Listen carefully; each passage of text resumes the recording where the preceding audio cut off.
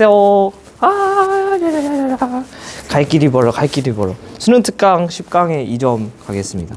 시간이 별로 없어서 빠르게 풀어야 될 것 같은데 풀 수 있겠죠. 1, 2, 3 가도록 하죠. 자, 표는 허블의 은하 분류 기준과 이에 따라 분류한 은하의 종류인데요. 타원, 막대, 나선, 불규칙 은하 중 하나입니다. 자, 나선팔이 일단 이 기준은 모르니까 일단 넘어가도록 하고요.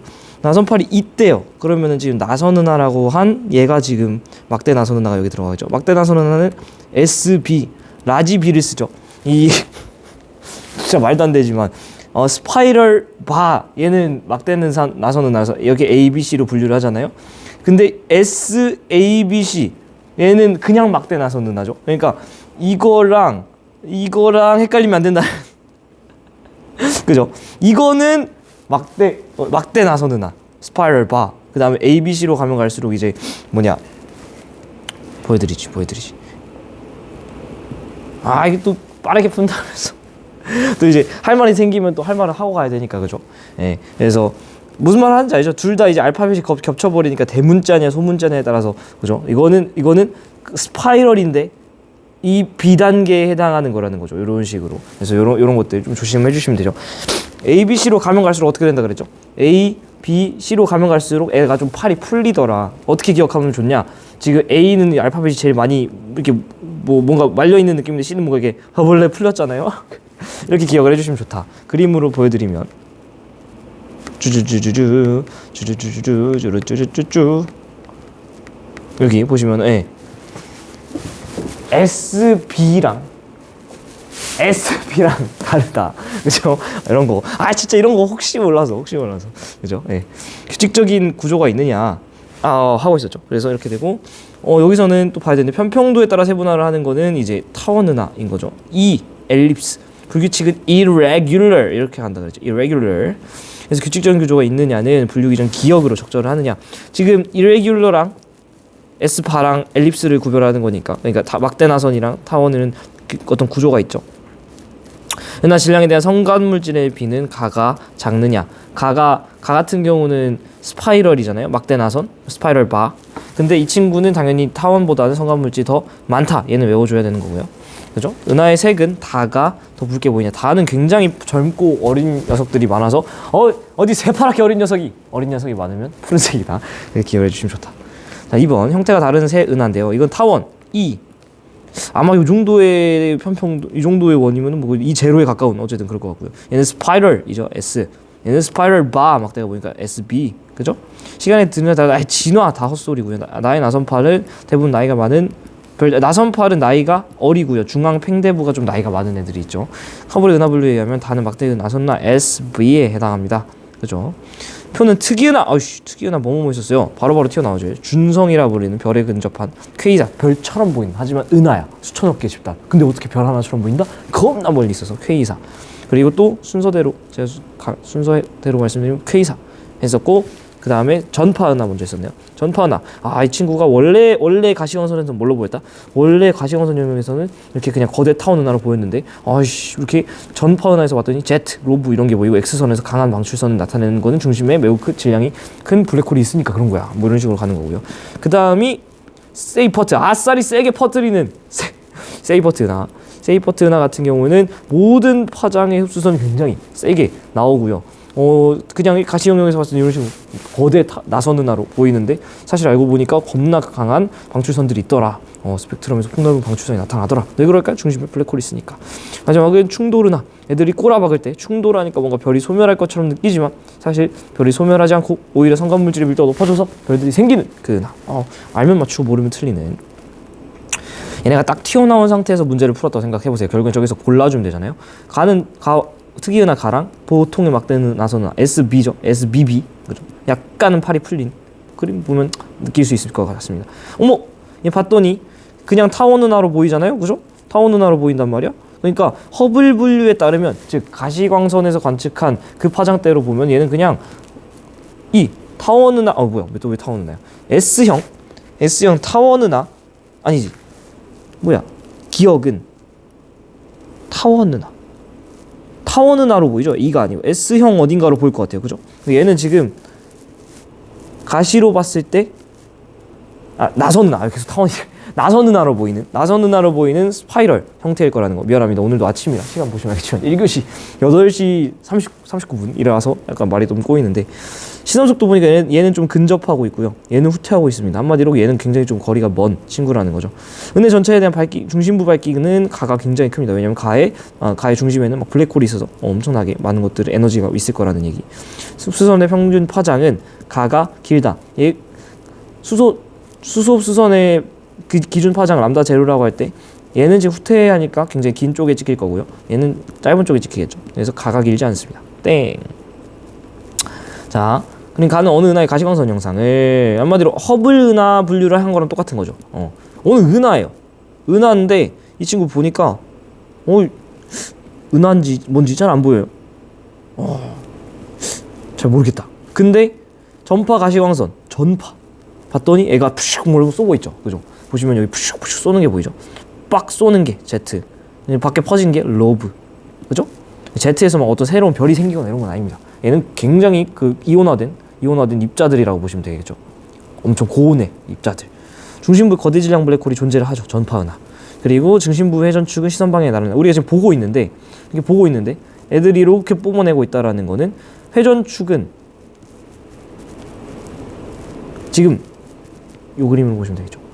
이렇게 애가 이렇게 빡 뽑아내. 사실 저 그림에서 이렇게 뽑아내는 건 뭐가 됐든 간에 빡 뽑아내야 된다는 건 회전이 이렇게 있다는 거, 회전축은 이렇게 있는 거죠. 그러니까 사실 우리가 여러분이 스크린을 보는 얘의 회전축은 사실 수직한 거죠. 이렇게 있든 간에 어쨌든 간에 내가 보는 거랑 이 스크린은 무슨 선을 긋든 수직하잖아요. 그러니까 사실은 회전축이 나란한 게 아니고 수직한 겁니다. 수직하다. 이 친구는 지금 회전축이 이렇게 이 그림에 누워 있는 거죠. 회전 원반이 이렇게 있겠지. 회전 원반은. 그래서 회전축은 오히려 시선 방향과 수직하고요. 로브 구조는 전파 영역에서 잘 보이는 거 알 수 있습니다. 왜냐면 여기서 봤을 땐 뭐야? 했잖아요. 그래서 옛날엔 몰랐지만 관측 기술이 발달함에 따라서 얘가 어떻게 생겨먹은 녀석인지 더 알게 됐다. 제가 분명히 커피를 가져온 것 같은데 목이 좀 아파서 뭘 마시려고 했더니 어디 있는지 모르겠네요. 뭐 어쨌든 그냥 가져. 그러면 4, 5, 2, 4, 5, 2 가져. 자, 충돌 은하입니다. 또 특이 은하네요. ABC가 나온 대단데요. 오히려 압축돼서 새로운 별이 생긴다 그랬죠. 충돌해서 은하의 형태 변형 당연히 일어날 수 있고요. 그리고 수많은 별들이 파괴되는 경우는 거의 없다. 이거 잘 알고 계셔야 돼요. 또 특이 은하입니다. 이 친구는 봤더니만은 굉장히 은하라고 하는데 요거래요. 아무리 봐도 얘가 은하인지 잘 모르겠죠. 그냥 하나의 별처럼 보인다.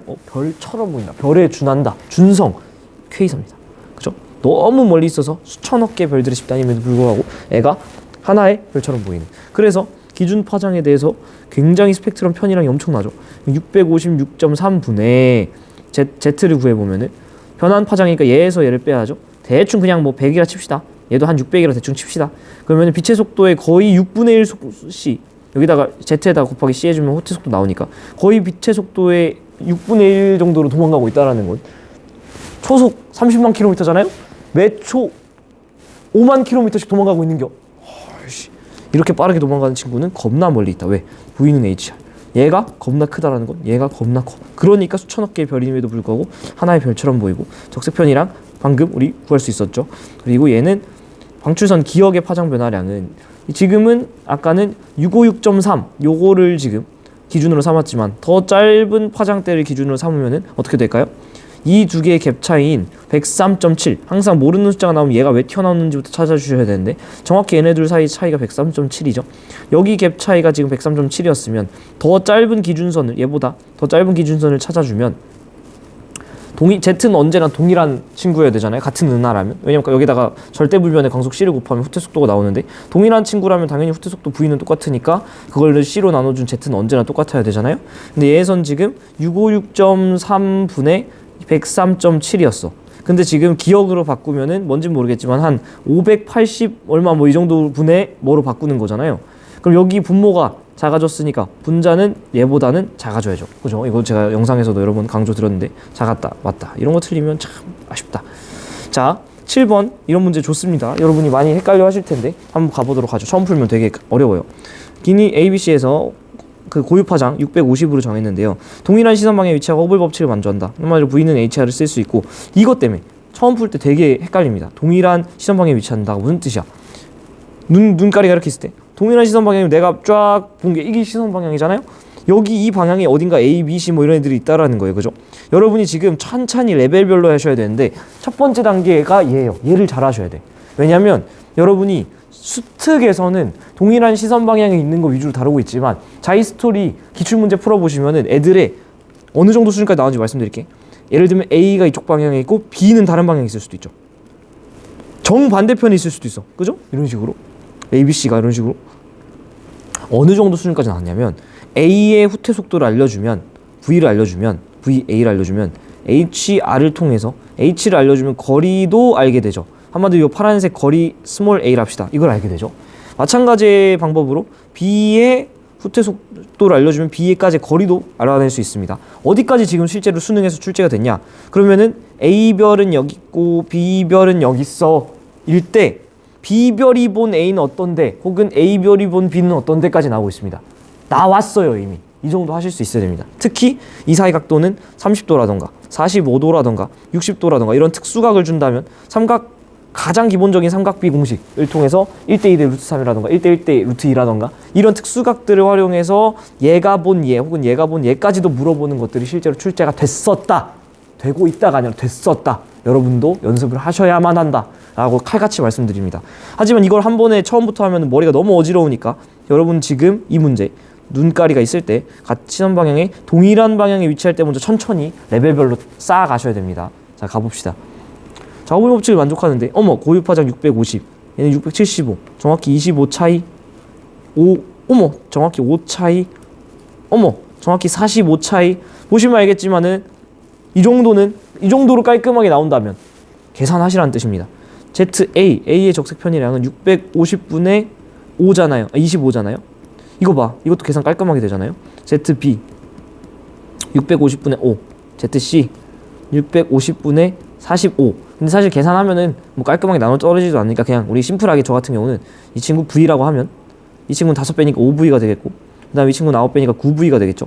근데 허블 법칙에 의해서 얘랑 얘는 거리랑 속도는 정확히 비례하니까 여기까지 거리 R이라 하면 얘는 정확히 5R이 될 거고 얘는 정확히 9R이 될 텐데 얘네가 정확히 같은 시선 방향에 있기 때문에 그림으로 표현할 수 있죠. 어떻게? 내가 이렇게 바라볼 때 눈가리가 이렇게 있을 때 바라볼 때 나로부터 R만큼 떨어진 곳에 뭐가 있는 거죠? B가 있는 거지. 거기서부터 또 나부터 5R 떨어진 거니까 B로부터 다시 4R 떨어진 곳에 A가 있는 거죠. 그쵸? 거기서 나로부터 9R 떨어져 있는 곳에 또 C가 있어야 되니까 여기 5R이니까 또 4R 떨어진 곳에 C가 있는 거죠. 이렇게 돼서 동일한 시선 방향에 내가 바라보는 방향에 얘네들이 나란하게 있는 모습을 알아낼 수 있습니다. 그죠? 오케이, 가보도록 하죠. ABC 모두 적색편이 나타나죠. 왜? 기준 파장에 대해서 다 파장이 길어졌으니까. 그쵸? 우리 은하로부터 거리는 그래서 B, A, C 순이라는 걸 뽑아낼 수 있고요. C에서 관측할 때 호퇴 속도는 B가 2배냐? 내가 이번에는 여기로 간 게 아니, 여기 있던 내가 여기로 갔어요. 그러면은 우주의 중심은 없습니다. 관측자가 언제나 본인이 중심이라 착각하게 되죠. 왜냐하면 공간 자체가 늘어나니까. 근데 C에 있는 관측자 입장에서는 A랑 B랑 우리 은하가 다 후퇴할 거예요. 근데 그 후퇴하는 속도는 정확히 거리에 비례하겠죠. 그래서 여기 4R 떨어져 있으니까 우리가 아까 R에 따른 거리를 속도를 V라 했잖아요. 그러니까 얘는 지금 정확히 A는 4R 떨어져 있으니까 4V로 후퇴할 거고 B는 8R 떨어져 있으니까 8V로 후퇴할 거고 우리는 9R 떨어져 있으니까 9V로 후퇴할 거예요. 그러니까 B는 A의 몇 배다? 2배다. 왜냐면 B는 8V라고 측정할 거고 A는 4V라 측정할 거기 때문에 정확히 2배가 되죠. 됐죠? 오케이, 8번. 그림은 은하 A에서 관측한 은하 기니디의 후퇴 속도랑 AB 기니디 사이의 거리. 자, 보시면 알겠지만은 상황이 바뀌었죠. 7번과 같이 보셔야 됩니다. 보시면은 내가 여기 있을 때 이제 나를 중심으로 모든 애들이 후퇴하는 것처럼 느낀다라는 거죠. 물론 충돌 은하 같이 중력이 더 강하게 작용하면 땡기는 경우도 있지만은 이 허블 법칙에 만족한다라는 거는 V는 HR을 만족한다는 거기 때문에 충돌 은하 같은 거 고려하지 않겠다라는 거예요. 그냥 다 외부 은하에서 쭉쭉쭉쭉 멀어지는 상황만 세팅을 했다라는 거죠. 그렇게 봤을 때 이 친구 1500이야. 1500이야. 어머! 그러면 여기까지 거리 R이라고 하시면 똑같겠죠. 그리고 이 친구 6000이야. 그러면 여기까지 거리가 딱 정확히 4배가 되겠죠. 어머! 그럼 여기 둘 사이 거리는 딱 3R 차이인데 그게 75메가파섹이라 줬죠. 그러니까 R의 정체는 얼마? 25메가파섹, 25메가파섹.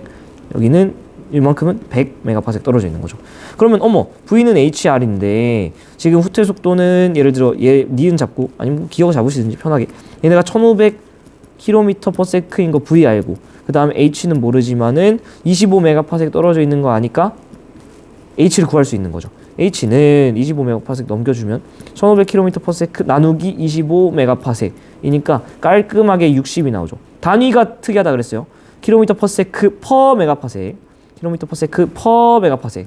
허블 상수의 의미 제가 여러 번 강조드릴 건데 1메가파섹 떨어져 있는 거리에 있는 우주가 60km/s로 후퇴하고 있다는 뜻. 한마디로 그 정도 떨어진 거리에 있는 우주가 그만큼의 속도로 팽창하고 있다는 팽창률, 혹은 오레스트에서는 팽창 속도라고 얘기를 하기도 하던데, 팽창률 혹은 팽창 속도라고, 요거 꼭 기억하셔야 됩니다.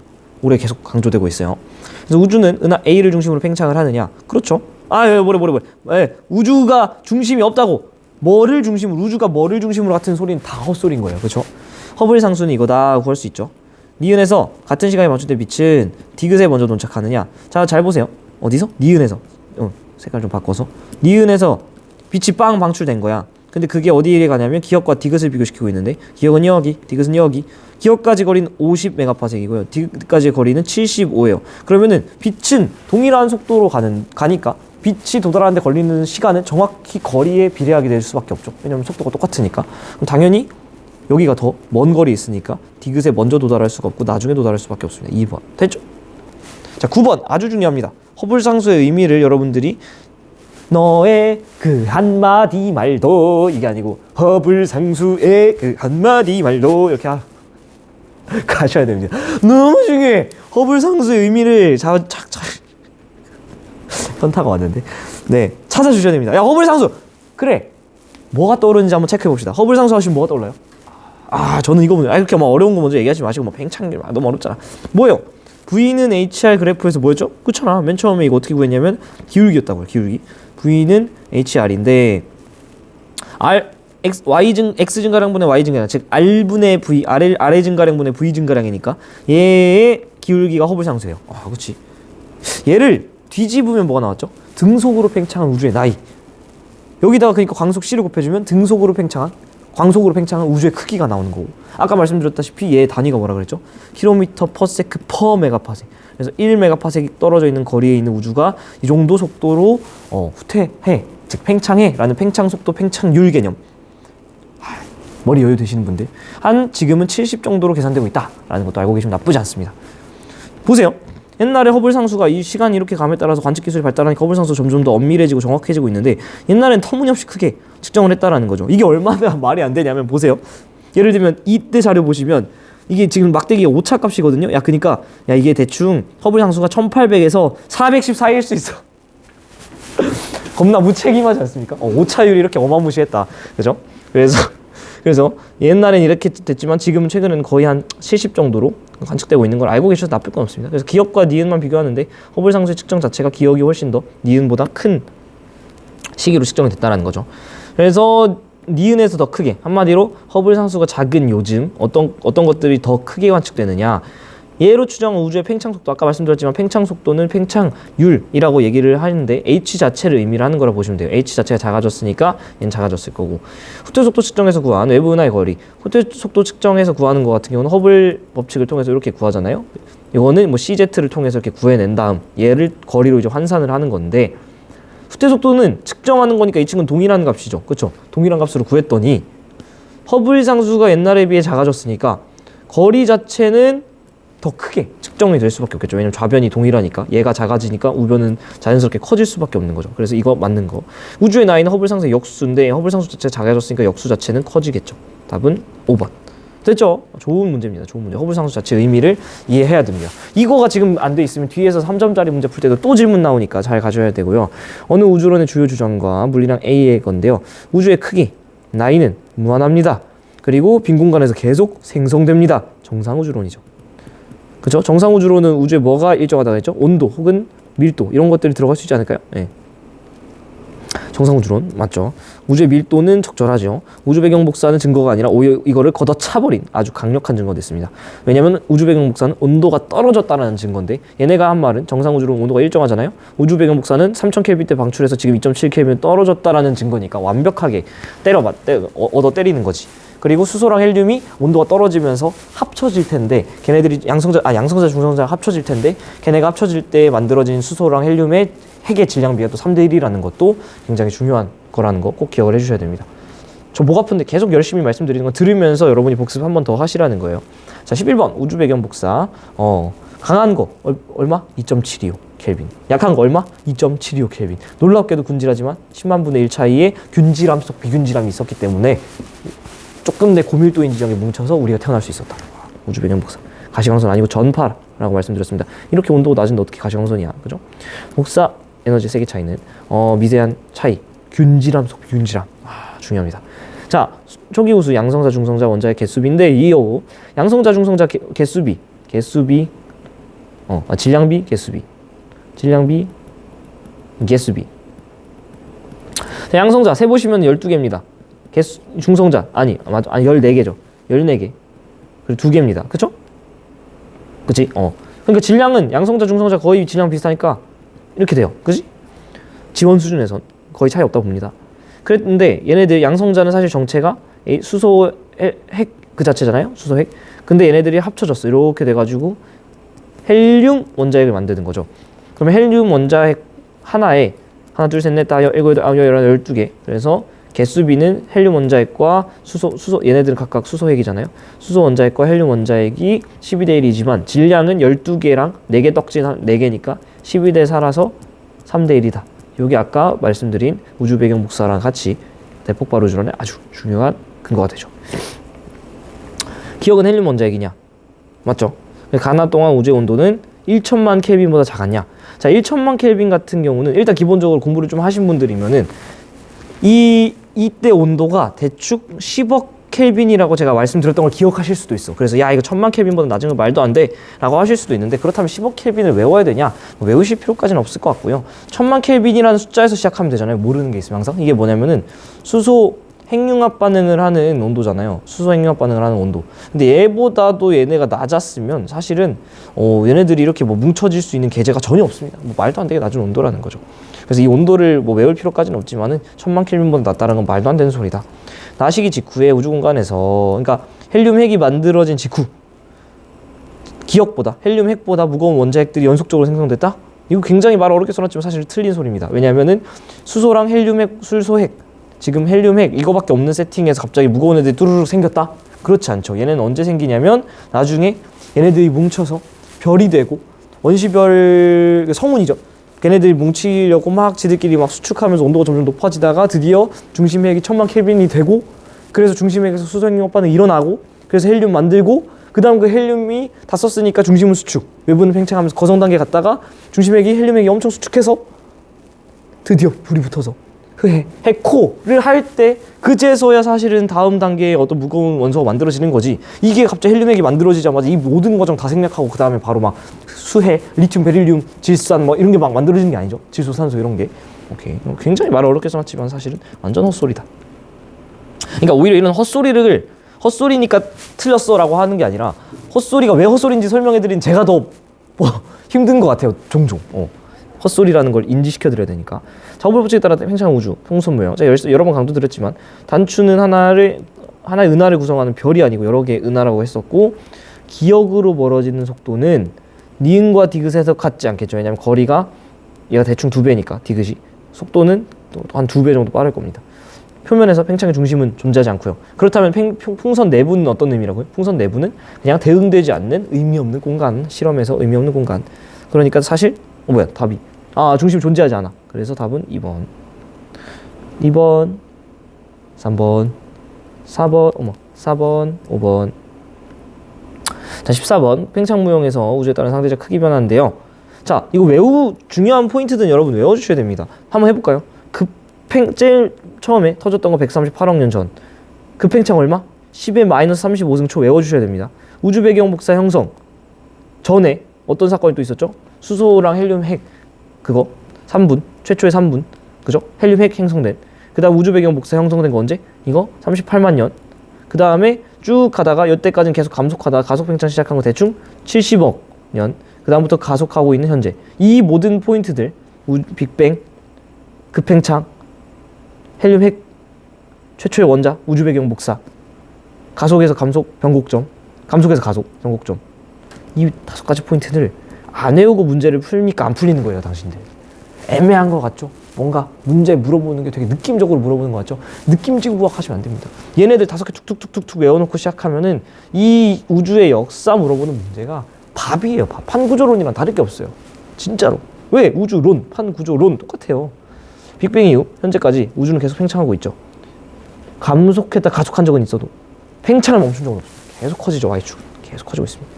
우주의 급팽창은 기억식 이전. 봐봐, 이거 알고 계시면 38만 년, 이건 38만 년이고 우주 급팽창 10의 마이너스 35승 초인데 당연하죠. 느낌으로 풀면 안 됩니다.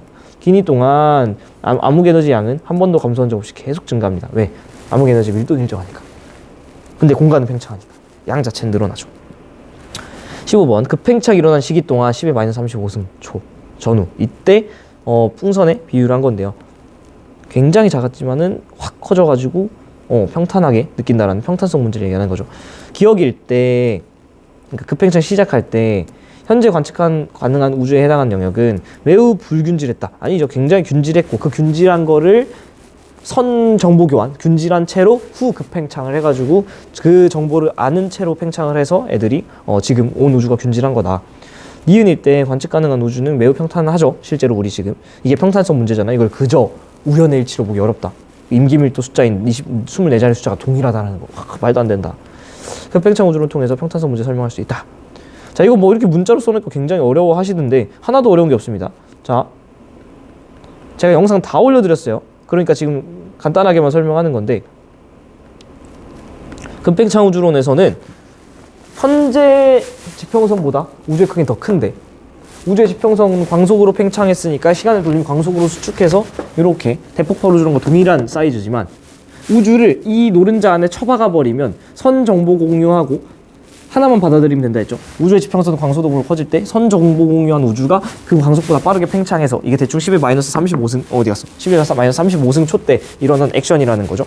그러니까 잘 보시면 직후, 그러니까 현재도 똑같을 텐데 직전에는 우주를 지평선 안에 처박았다 그랬잖아요. 얘가 더 작아야 돼.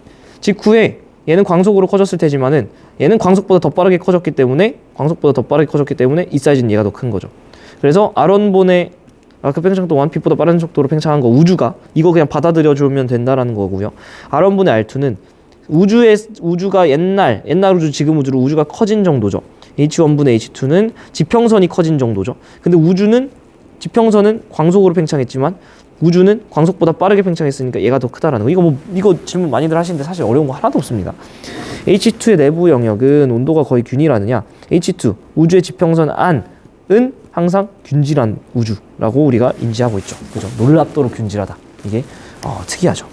자, 가봅시다. 네 문제 남았네요. 5, 2, 3, 1. 거를 게 없습니다. 근데 어려운 거 하나 없습니다. 그냥 툭툭툭 풀면 돼요. 개념 공부가 얼마나 빠삭하게 됐느냐가 결국에는 우주 단원을 쉽게 푸냐 어렵게 푸냐예요. 그리고 여러분이 자이스토리 Q랑 S 단원을 매우 열심히 푸셔야 될 겁니다. 문제 풀어보면은 쉽지 않아요. 제가 방과 후 하면서 느낀 어떤 학생이 말해준 건데 너무 기억이 많이 남아서 물화생지 중에 지구과학이 제일 나쁜 과목이래요. 그래서 왜요? 그랬더니 물리, 역학 1단원, 생명, 유전, 화학, 양적 관계. 그러니까 걔네들은 애초에 처음부터 기를 죽여놔서 기대를 안 했는데 지구과학은 앞에서 판구조론, 대기해양 막 이러다가 마지막에 갑자기 우주론에서 막 얻어 때리고 막 허블 법칙으로 계산시키고 시선속도법 맞아라 막 이러면서 때리니까 이제 막 정신을 못 차리겠는 거지. 하지만 여러분 하나만 바꿔서 생각해 보시면 양적 관계 하실래요? 역학 하실래요? 유전 하실래요? 우주론이 낫지 않아요? 그렇죠. 지구과학 최고입니다. 가시죠. 어느 K사를 관측한 건데요. 얘가 지금 4개처럼 보이지만 사실 분광 관측 때려보면 다 똑같은 거라 그랬죠. 중력 렌즈 현상입니다. 얘 하나인데 사실은 똑같은 친구가 지금 5개로 보이는 거는 원래 빠져나갔어야 될 빛을 잡아 끌어서 우리 눈으로 지금 때려 넣어주고 있는 거죠. 이렇게 슉슉슉슉.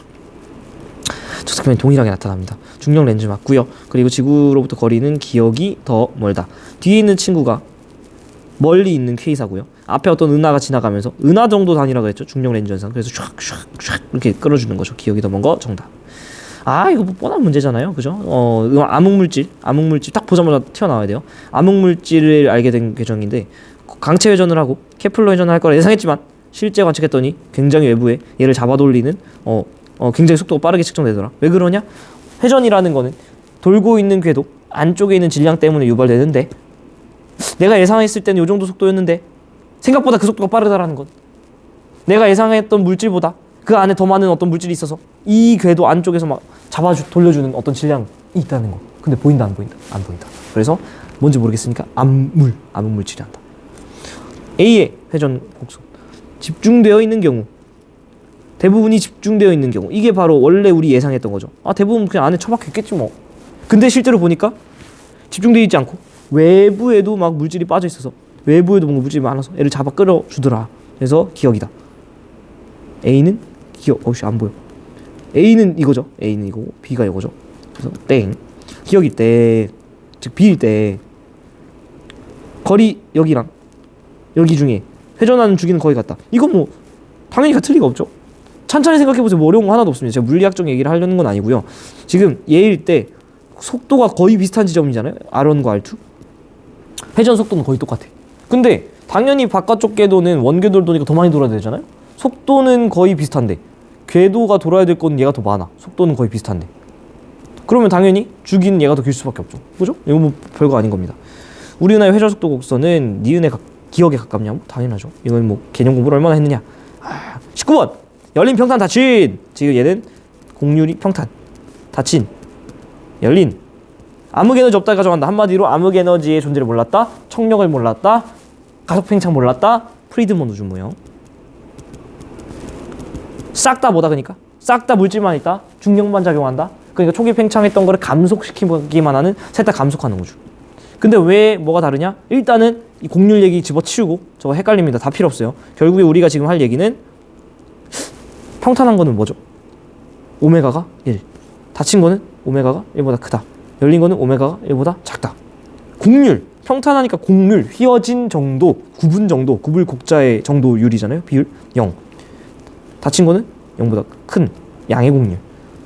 열린 거는 음의 공률. 얘는 제가 영상에서도 여러 번 말씀드렸지만 낯선 거지 어려운 게 아니고 안 외우면 못 풀고, 이거 안 외워서 계속 우주론 어렵다고 미안합니다. 찡찡대는 사람들은 안 봐도 영어 성적 보인다. 영단어 외우고 연습하면 풀 수 있는데 영어 공부 안 하고 있는 거죠. 귀찮다고. 수학, 과학 성적은 좀 높을 수도 있어요. 근데 그 사람들 푸는 단어는 잘 풀겠지만 암기해서 맞춰야 되는 과학 단어는 못 풀 겁니다. 그러면서 본인들 이렇게 생각하죠. 난 뭐 이과라 그래. 이과인데 과학을 못하네요. 안 외워서. 대학교 가보세요. 외워야 될 거 외워야 됩니다. 약속인데, 규율이고 그 학계가 모두가 공유한 내용인데 외우지 않으면 어떻게 대화하실래요? 그죠? 현재 공률은 가에 가깝다. 왜 이렇게까지 얘기하냐? 답답해서 그래요. 외워야 될 거. 이거 외우면 그냥 어려운 거 하나도 없는데 나는 열린 거다. 나는 닫힌 거죠. 다 해서 임계 밀도에 비교해서 우주의 평균 밀도가 더 작은 게 열린 우주죠. 그러니까 얘는 수학적인 고정값, 계산값 절대 변하지 않아. 근데 부모가 작아. 그러니까 1보다 크죠. 뭐가 어렵냐고. 외우면 맞추고 모르면 틀리는. 평균 밀도가 임계 밀도랑 같대. 뭐예요? 보자마자 얘랑 같대. 평탄 우주잖아. 그냥 이거는 정이라고요. 안 외우면 못 푸신다고요. 상대적 크기 변화인데 어떻게 시작하면 좋다 그랬죠? 현재 우주의 크기는 똑같아야 돼요. 왜냐면 지금 관측하고 있는 값이 있으니까. 얘를 기준으로 현재 우리 기울기를 어떻게 한다? 연장한다. 왜? 즉 이 속도를 그대로 갖고 팽창한 어떤 우주가 있을 거잖아요. 그거를 뭐라 그러냐면 텅 빈 우주라고 하는데, 이 친구는 한마디로 등속 팽창한 우주죠. 왜? 기울기가 일정하니까. 등속 팽창한 걸 왜 찾아줘야 되냐? 등속을 찾아줘야 그 선에서 나가면 가속이든 감속이든 뭐든 할 거 아니에요. A 같은 경우는 현재 그래프 기울기에서 점점 기울기가 커지죠. 뭐죠? 가속이고요. 얘는 점점 줄죠. 감속이죠. 끝. A, B는 모두 평탄 우주냐? 지금 평탄이냐 아니냐는 사실 이 그래프를 뚫어지게 쳐다보고 있어도 나올 게 없다고요. 이 문장을 읽지 않으면 여러분은 못 푸는 거예요. 무조건 평탄입니다. 빅뱅이 현재까지 우주의 평균 팽창 속도 이런 거 틀리면 진짜 눈물 난다 그랬죠. 우주의 나이 비교해주세요. 뭐가 더 많죠? A는 가속이니까 A가 더 많겠네. 같은 소리에 당하시면 안 된다고. A는 빅뱅부터 이만큼의 시간이 걸렸고 B는 이만큼의 시간이 걸렸어요. 그러니까 우주의 나이를 비교하면은 A랑 B 중에 A가 더 많습니다. 근데 현재 우주의 사이즈는 똑같죠. 그러면은 빅뱅부터 지금까지 팽창한 우주의 평균 팽창 속도는 A보다 B가 더 빠른 겁니다. 아시겠죠? 그래서 A가 빠른 게 아니다. 현재 우주 암흑에너지가 차지하는 비율은 B에서 크지가 않죠. A가 더 크니까 가속 하겠죠. 가속. 자, 2점짜리 여러분이 마스터 하고 오셔야 3점 잘 들립니다. 3점짜리 마스터 하셔야지 자이스토리든 기출이든 풀립니다. 아시겠죠? 복습 잘하시고 다음 영상에서 봅시다. 빠빠. 그냥 3점 보지 마세요. 아시겠죠?